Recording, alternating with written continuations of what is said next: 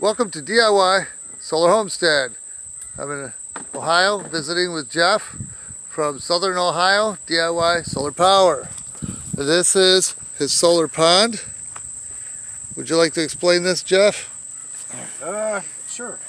I've got two 100-watt Renogy panels feeding to a 35 amp hour AGM battery, which also feeds a 400-watt inverter, which goes to the aerator. Yeah, take a look.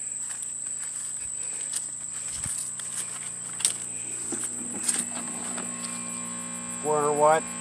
You got your aerator pumping out big air into the pond, aerating it for the fish.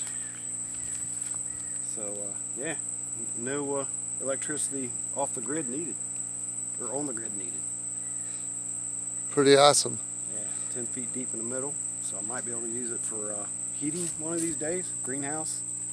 Going to do it aquaponics over here, maybe next year if I can get the time. But yeah, we're getting there. I can see that. Like the Germans, they get a big beer tent. You can get a nice size. And that would be your geothermal mass. Yep.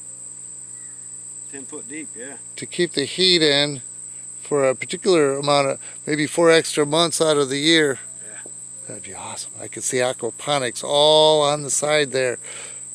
And it does work. I did it before in a 10-gallon aquarium, using that in the house. Had tomato plants this big, white roots this big. Whoa. It works. And nothing but rock and fish poo.